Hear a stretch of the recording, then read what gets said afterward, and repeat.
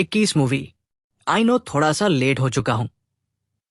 तक जितनी war best movie बनी है उसमें अब तक अगर कन्विक्शन की बात करें तो शेरशाह रिसेंट टाइम में और बॉर्डर पुराने टाइम में ऐसी मूवी थी जो अपने वॉर के थीम अपनी रियल लाइफ स्टोरीज को ऐसे प्रेजेंट करती थी कि उनके साथ इमोशनल कनेक्शन अपने आप ही हो गया था। हर एक कैरेक्टर के साथ पता नहीं कैसे उन मूवीज में हम अपने आप ही इन्वॉल्व हो जाते थे। And this is the main thing and most needed thing जो किसी वजह से यहां मिसिंग सी लगी। फर्स्ट हाफ की अगर बात करें तो कहानी बस चल रही है जिसमें पहले वीर अरुण की बैक स्टोरी में लव एंगल दिखाया गया, उनकी ट्रेनिंग दिखाई गई है, ट्रेनिंग एंड वॉर चल रही है कि फिर से वही लड़की वाला लव एंगल शुरू हो जाता है सेकंड हाफ में भी।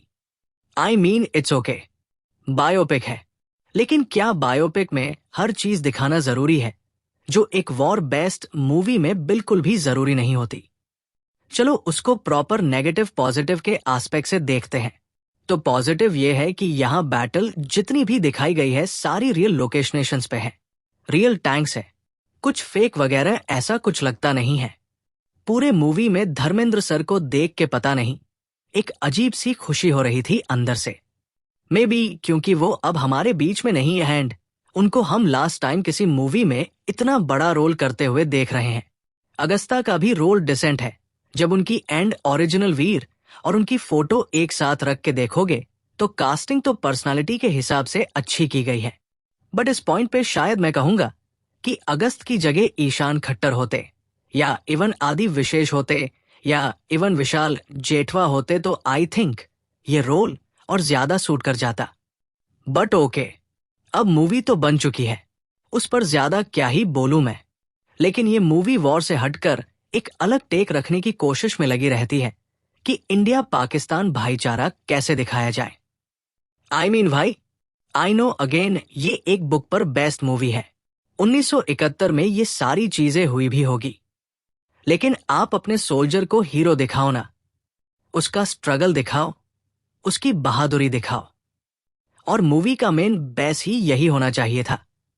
मूवी का नाम 21 है, जहां वीर अरुण खेत्रपाल 21 के उम्र में शहीद हुए थे।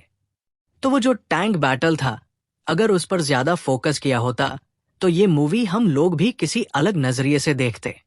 लेकिन भाईचारा दिखाने की कोशिश में एंड एक मैसेज देने की कोशिश में ये बस एक ऐसी मूवी बन गई जहां नो डाउट वीरता तो दिखाई गई है, लेकिन वो एंगल भी दिख रहा है जिसकी शायद जरूरत ही नहीं थी।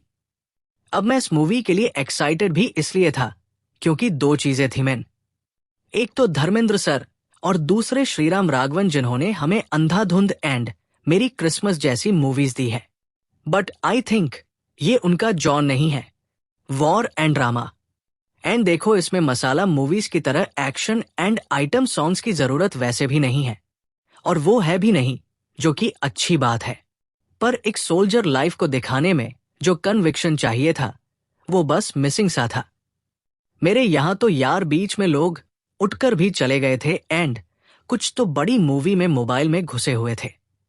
तो उससे ही समझ में आ गया कि नहीं भाई, ये मूवी हर किसी के लिए नहीं है और ना ही वैसी बनी है कि हर कोई पेशेंसली इसको देख पाए।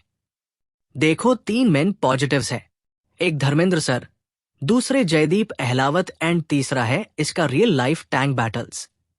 3 नेगेटिव पॉइंट्स भी हैं, एक है इंडिया पाकिस्तान भाईचारा विच लुक्स फोर्सफुल, दूसरा इसमें दिखाया गया है लव एंगल विच में be true but not at all required जब आप ऐसी मूवीज बनाते हो, तीसरा इसका म्यूजिक। वॉर वाली मूवी में एक भी ऐसा गाना या म्यूजिक जो आपको इमोशनली फिल्म के साथ अटैच कर दे है ही नहीं। कोई ऐसा तगड़ा गाना नहीं है जो आपको पैट्रियोटिक फील हो जाए या पंप अप कर दे। तो ओवल देखते हुए मेरी तरफ से इस मूवी को ना 2.5 आउट ऑफ 5 स्टार्स। मिलते हैं अगले वीडियो में, बाय।